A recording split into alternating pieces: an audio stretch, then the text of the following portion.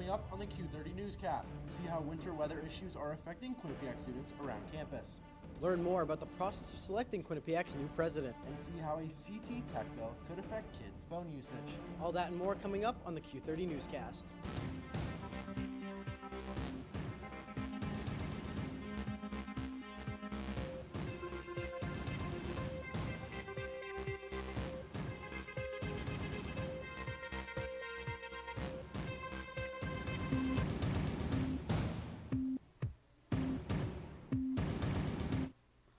Welcome into Studio 125 for another edition of the Q30 Newscast. I'm Eli Ehlers. And I'm Zach Naffa. We've had some wild winter weather lately on campus. Within the last week, Hamden has been hit with plenty of snow, wind, and ice. Q30's Jack Bergman talked to students across the university for their thoughts on how the weather affected them. This week, the troubling weather turned Quinnipiac's winter wonderland into a windy wasteland. On Saturday, a major winter storm hit the Northeast. It left the Hamden campuses covered in snow and ice. Some students reported difficulty walking due to a lack of salting from facilities. Definitely didn't salt enough. It was super icy. I was really afraid of falling. The trees looked really beautiful, but that's because there was so much ice on them. Definitely having to be careful where I'm walking. They salt the sidewalks, but not that well. So there's a lot of patches, especially this weekend. There was 3 times I slipped, going just to the rat. During the storm, wind speeds reached over 50 miles an hour and affected students' walks to class.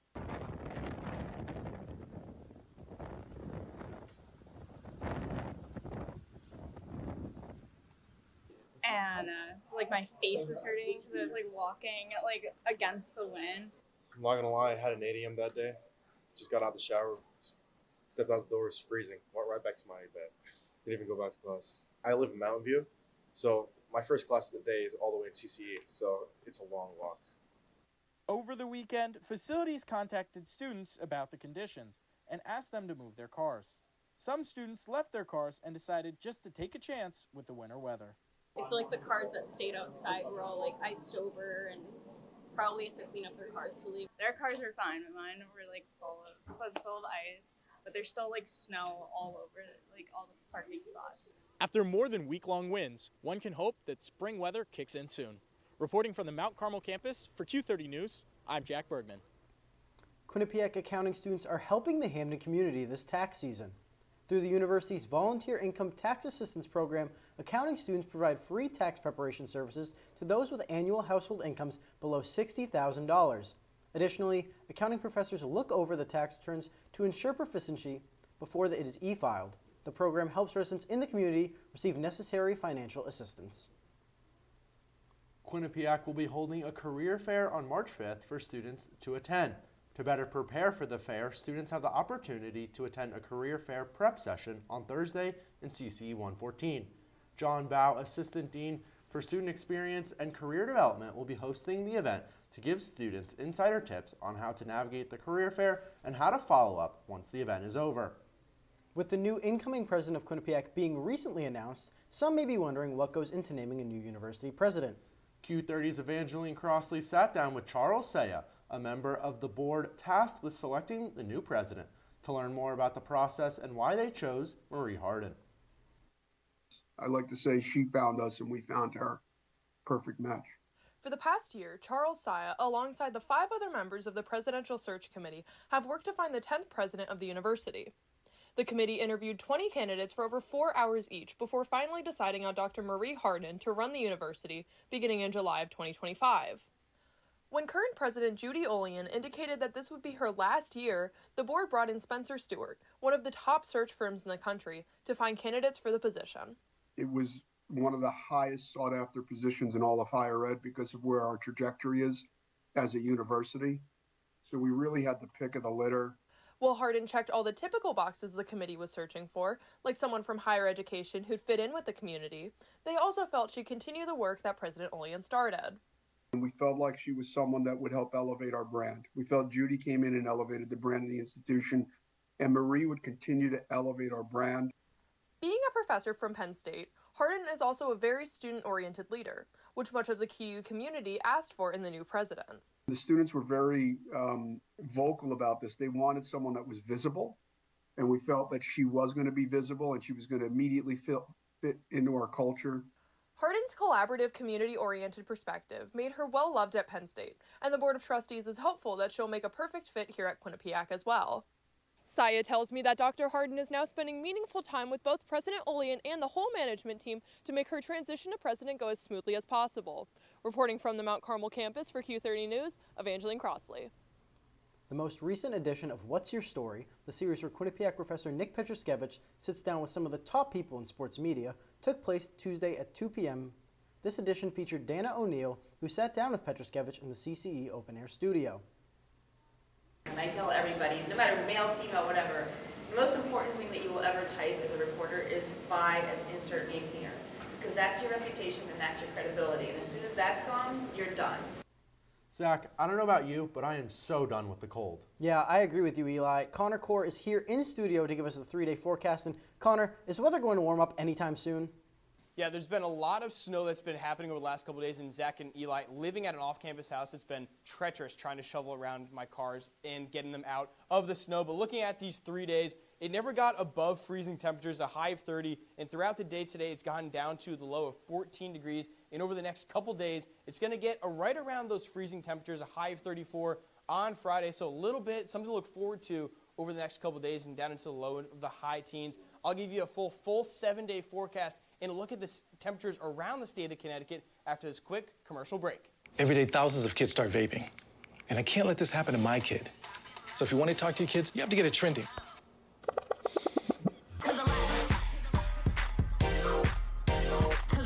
No, you're doing it wrong.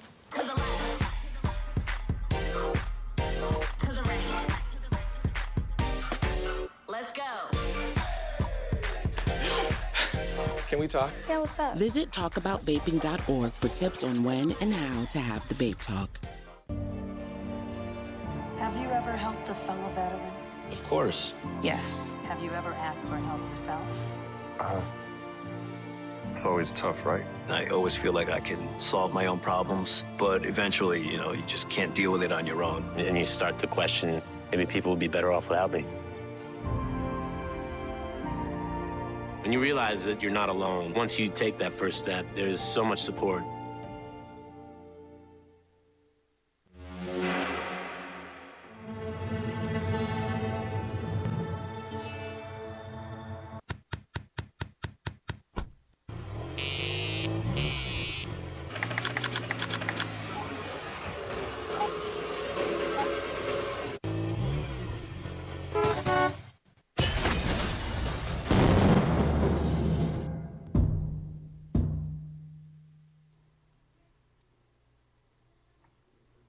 The Office of Inclusive Excellence is holding a movie screening tomorrow. The screening is being held at Eklund 101. Following the film, there will be a discussion to recap the film's themes and historical impact. The film helped share Black narratives and the woman who played a critical role in ensuring the timely delivery of mail to American troops. It may be freezing outside, but I personally don't think it's ever too cold for ice cream, and apparently I'm not alone. The Quinnipiac Computing Club hosted an ice cream social event on Tuesday, February 18th at 6:30 p.m. Attendees were given the chance to connect with professors, fellow students, and enjoy free ice cream. Now, Zach, I don't know about you, but my bank account is low. This past Tuesday, an adulting workshop series was held at the Rocky Top Student Center. This installment of the workshop was about hacks for managing finances. The series is designed to equip students with essential life skills to thrive in adulthood. So this is the real world. And how you want to live is your choice. With your money that you've earned. Which is why we talked about it in the beginning. It's about you first. On average, children spend 7 hours per day looking at screens, but a new bill could limit that usage. Q30's Sydney Weimer has more on the potential bans on social media for kids in Connecticut. As concerns of social media's impact on society have grown in recent years, Connecticut lawmakers are looking to restrict youth media consumption in an effort to lower cell phone and social media usage within teens and children. By blocking social media platforms from midnight until 6 a.m., the bill would target youth in particular, as state lawmakers believe this age range is most susceptible to manipulation and overconsumption. While the effort would certainly impact the ability for teens and children to endlessly scroll at night, media experts share just how rational lawmakers' assumptions are. Every time we've had a new type of media, this has happened. When films came out in the 1920s, there was this panic that movies were going to turn kids into juvenile delinquents. And so there was this big study of it.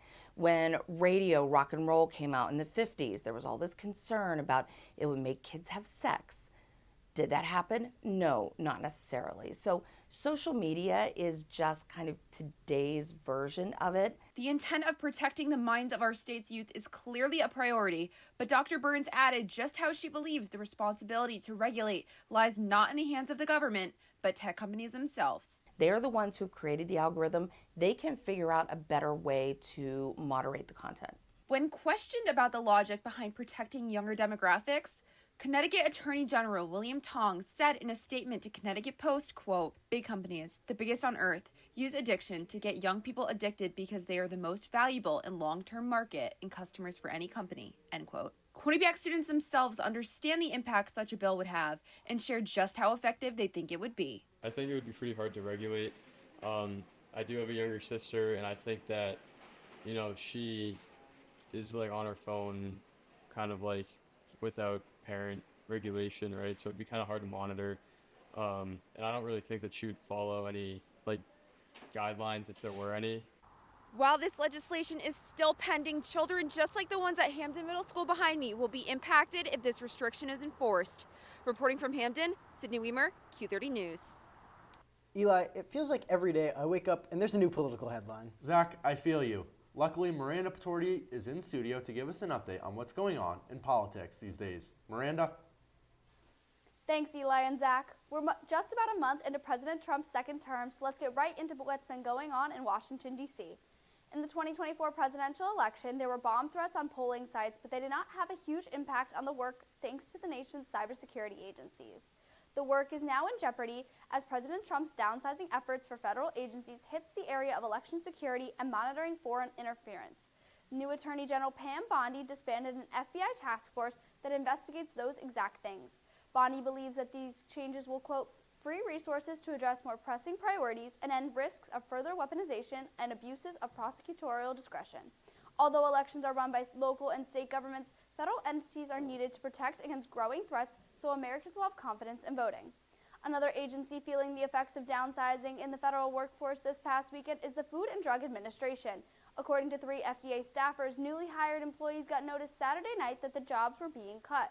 While the exact number of positions eliminated remains unknown, the areas these terminations focused on were the Centers for Food, Medical Devices, and Tobacco Products. The FDA is a target of newly appointed Health Secretary Robert F. Kennedy Jr., who stated last year that the FDA was, quote, waging a war on public health. These cuts could backfire, says a former FDA official, since recent hires tend to have more up-to-date technological skills due to their younger age. The eliminations of jobs will not hinder the FDA's $6.9 billion budget. And the firings don't stop there. The Trump administration has started cutting employees from the Federal Aviation Administration following the fatal collision in Washington, D.C. in January. Probationary employees were notified late Friday night that they had been fired, says Dave Sparrow, president of the Professional Aviation Safety Specialists Union. Late on Monday, Transportation Secretary Sean Duffy posted to X that less than 400 employees were fired and, quote, 0 air traffic controllers and critical safety personnel were let go. Federal officials have warned of an overtaxed and understaffed air traffic control system for years, and these firings come at a time in which the FAA has a shortage of controllers and an increase in aviation incidents. That's all the time I have for politics tonight. Back to Eli and Zach at the desk. Well, it's time for another commercial break, but we've got plenty more news in store tonight. When we come back, Connor will join us again to look at the full 7-day forecast. We'll also be getting an update on news around the world. Stay glued to your seats. Newscast will be back in 90 seconds. You know you don't have to wear your PT gear anymore, right? It's comfortable. So how's civilian life treating you? It's fine. When I got out, I didn't want to admit that there was anything wrong because I felt like a failure. And then I realized, like, there's nothing to be ashamed of. So I started talking to someone. Maybe you are fine, but if you're not, it's okay. Thank you. If you or a veteran you know needs support, don't wait. Reach out. Find resources at va.gov/reach. Can't believe you're doing this alone. I've done it before. I remember. You threw your back out. How you holding up? Hand me that board. Nothing wrong with getting help. I'm good. I did it when Felicia left. I'll figure it out. I know you will, but you don't have to do it alone. That's all I'm saying. If I promise to look into it, will you drop it and help me build this fence? Now you need my help. It can be a real pain sometimes, you know that? Mm-hmm. If you or a veteran you know needs support, don't wait. Reach out. Find resources at va.gov/reach. My name's Stacy. I'm 57, and I was adopted in 2020. One teen can come in and make you look at life in a whole different way. You know, he's my father, so I look up to him a lot. If I can be 10% of the man he is, I'll be a happy person for sure.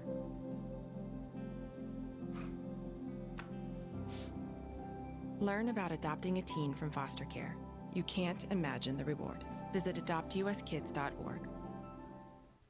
Welcome back to the Q30 Newscast. I'm Eli Ehlers alongside Zach Naffa, and we've got much more news for you. Connor Core is back in studio with the full 7-day forecast and the map of Connecticut. Now, we know the next 3 days are going to be cold, but how is the rest of the week panning out, Connor?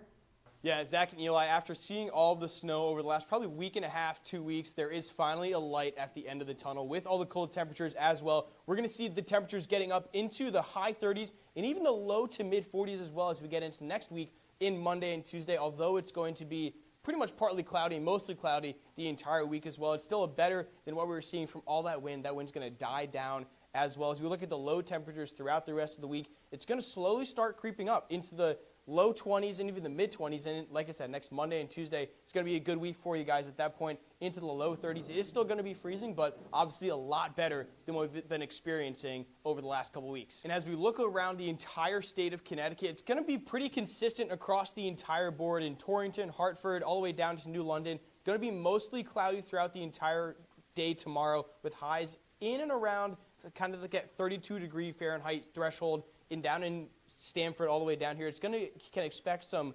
flurries in the nighttime as we get down to the 28 and 21 tomorrow in Stamford. But in New Haven as well, kind of seeing the highest at 43 degrees and 29 as a low. And even though this is just a screenshot of the entire state, this is what it's going to pretty much look like. Not a whole lot of chance of precipitation as the winds are coming from the west to the east and out to the Atlantic Ocean. So should be a good day tomorrow for everyone in the state of Connecticut. Now that's all I have for you guys with the weather. Zach and Eli, we're going to send it back to you guys for the rest of the newscast. There's been an abundance of plane crashes within the new year, including one in Toronto last Monday. Emily Katz is here to fill us in on that and more with what's going on around the country. Thanks, Eli and Zach. We've got a lot of things to talk about on national news this week, so let's get straight into it. On February 18th at around 2:15 p.m., a Delta Airlines flight from Minneapolis flipped over on the tarmac of Toronto's Pearson's Airport in a failed landing attempt. 18 of the 80 passengers aboard were injured. There were 0 fatalities. At the time of the incident, there were extreme cold and snow conditions with wind rising to about 40 miles per hour at the time of the crash, although it has not been stated if weather played a role in this incident. After the crash, Toronto Pearson International Airport halted flight operations for more than 2 hours. The incident is currently under investigation. Staying in the sky, recent outbreaks of bird flu, also known as avian influenza, have raised significant concerns worldwide. As of February 18th, there have been 70 confirmed human cases of bird flu in the United States, with 1 fatality reported in Louisiana. The virus has had a devastating impact on poultry, leading to the loss of a recorded 159 million birds across all 50 states and Puerto Rico since early 2022. The massive loss of layer hens has contributed to ongoing egg shortages, driving up prices nationwide.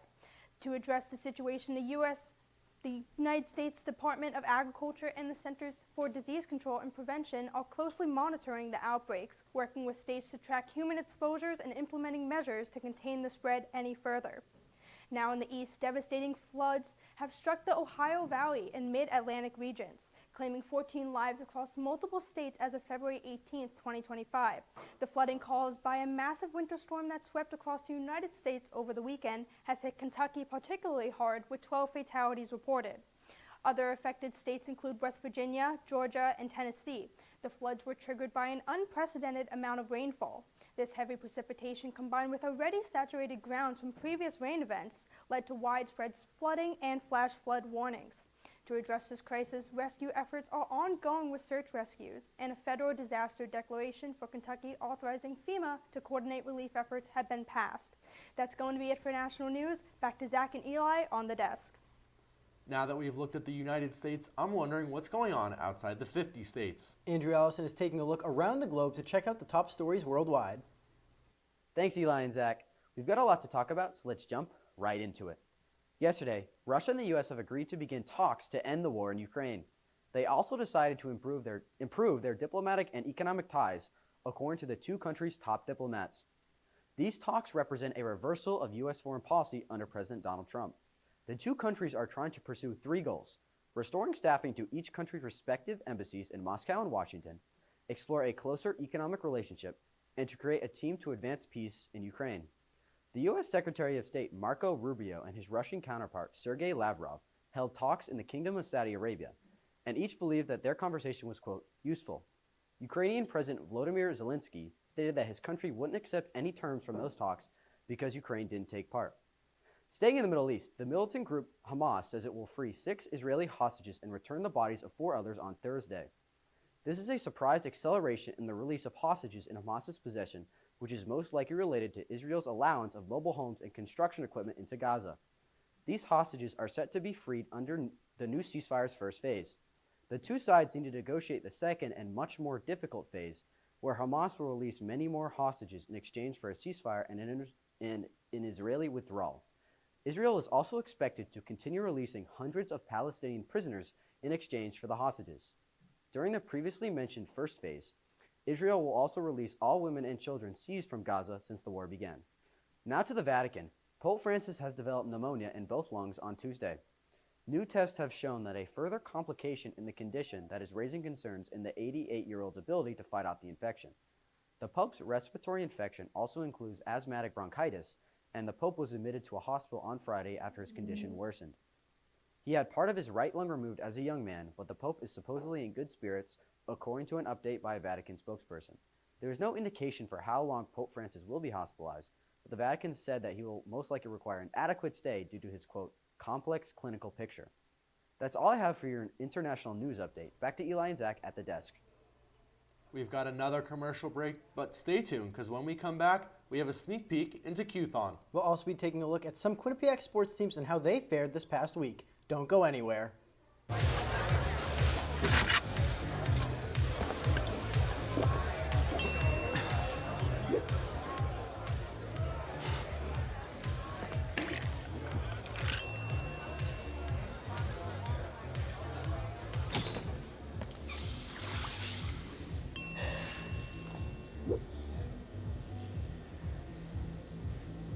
Si necesitas hacer algo para sentirte bien para manejar, mejor no manejes. Everyone has a ritual, that small thing that keeps us focused. A habit we never skip to clear our minds and elevate our performance. But what do you do to keep your head in the game, to drown out the self-doubt and support your mental health?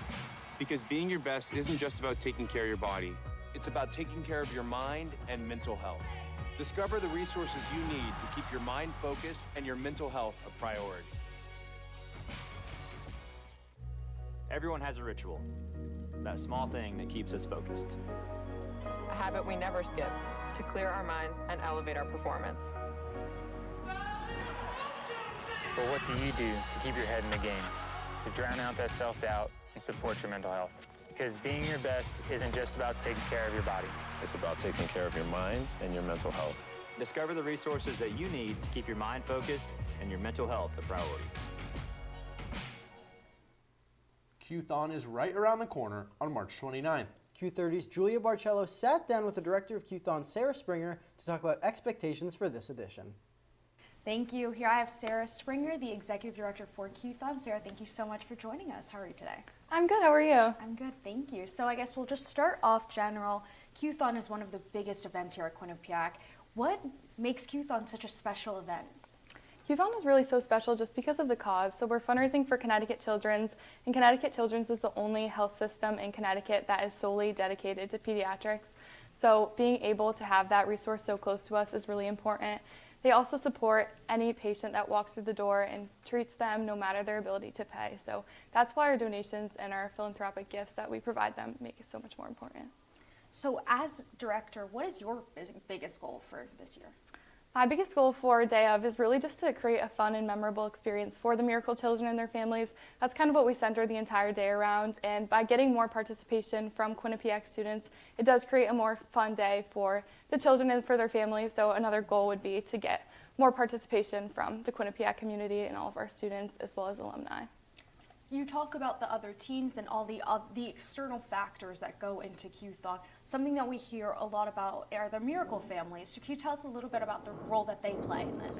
Yeah, so our Miracle families are super impactful. They come join us on Day of, and these are families that have gone through Connecticut Children's and seen the benefits that we provide them, and being able to share their stories when they come here is incredible. So a lot of them volunteer bravely to share their stories with us and to share them with the Quinnipiac community when they come. In the past, I know there have been things like themed hours to kind of increase that engagement. Is that something that we can look forward to this year again? So this year, our campaign, in the past we haven't really had a campaign, so this is kind of our first year introducing that. Our campaign is one step closer to just kind of symbolize how every step we make in our community, whether it's fundraising, dancing, spending another hour working for an organization like this, we're making one step closer to a difference to creating and changing kids' health. Thank you, Sarah. That's all I have for you today. Thank you so much for joining us. Thank you for having me. Thank you. Now that we've heard what to expect from Q-Thon this year, I'm excited to see the event come to life. Yeah, 6 hours of dancing and spreading joy to kids that truly need it. Again, the event takes place March 29th, starting at noon in the Quinnipiac Rec Center, and you won't want to miss it. Catch our live stream of the full event on q30tv.com/watch. The spring sports have sprung on campus, and ice hockey is gearing up for the playoffs. Andrew Reynolds has the recap from the ice and takes a look at the start of lacrosse season. As Zach and Eli, a lot of sports news at Quinnipiac Athletics this week, and I know you both being men's ice hockey beat reporters, we're delighted to see a successful weekend in the Capital District this weekend against Union and RPI. The Bobcats were led by East AC Hockey Rookie of the Week, Chris Pelosi's 2 goals and 2 assists. Rand Pecknold's squad now holds first place in the ECAC firmly by 4 points. Now the Bobcats turn their attention to this weekend as the Battle of Whitney Avenue returns to the M&T Bank Arena in less than 48 hours. It will see the best team in the ECAC versus the worst team in the ECAC, with that being the Yale Bulldogs. Brown will also be in town on Saturday. Both the Bulldogs and the Bears pulled off an upset against Colgate at their home barns, so they have some momentum coming into the weekend. Switching locker rooms to the women's side of things, where the women's ice hockey team will host the Harvard Crimson in the opening round of the ECAC postseason tournament. The number 5-seeded Bobcats look to dismantle the 12-seeded Crimson, a team that has 2 wins this season. Despite the Ivy League school's record, Cassandra Turner's squad has not won by more than 1 goal in both wins versus the Crimson this season. With the win, the Bobcats will travel to Potsdam, New York for a 3-game series against the Clarkson Golden Knights. The Bobcats split the season series with the Knights, however, have not won a game in Potsdam in over 5 years. If the Bobcats can take the series, they will move on to the ECAC Championship weekend, which will most likely be in Ithaca, New York. Now, lastly, the team playing the fastest game on 2 feet seems to be going well, as the women's lacrosse team have started their season 2-1. The Bobcats won 22-2 on last Wednesday against Central Connecticut State. Then on Saturday won a close game against the Colgate Raiders, 13-9. With the 2 wins, second-year head coach Jordan Christopher matched her win total from last year when the Bobcats went 2-13. However, the Bobcats' undefeated season came to an end as the number 4 team in the nation, the Yale Bulldogs, came in Hamden and took the Tuesday matinee matchup 16-6. 3 games in, there seems to be a lot going right for this team offensively, as the Delmon sisters have been a force to be reckoned with on the offensive side of the ball, and on the defensive side, Shannon Alden has been a monster in the crease with a save percentage of a 5.27, good for 17th in the nation. Both men's and women's lacrosse teams are at home on Saturday for a doubleheader, with the men's hosting Bryan at 12 and the women's team hosting New Hampshire at 3. That's all for sports this week. But circling back to hockey, Eli and Zach, I need to know score predictions for this weekend for the Battle of Whitney Ave. Who you guys got? Yeah, Andrew, it's going to be a highly anticipated game. And Zach, I think it's going to be a blowout just like it usually is. I believe Quinnipiac's going to be going for their 17th win in a row. I'm going to say 6-2. What do you got? I don't know if I'd go quite that many goals for Quinnipiac. I'm going to go with 5-1, but I will give you a goal score. The captain, Travis Treelor, didn't play in Hamden in the Battle Whitney Ave last season. I'm having him for 2 goals this year's edition. Yeah, I guess we'll have to see what will happen, but unfortunately that is all the time we have tonight's show. Make sure to follow Q30 News on X for all the news around campus. From all the producers and everyone working hard behind the scenes, thank you for spending your Wednesday night with us. Alongside Eli Ehlers, I'm Zach Naffa. Have a good night, Bobcats.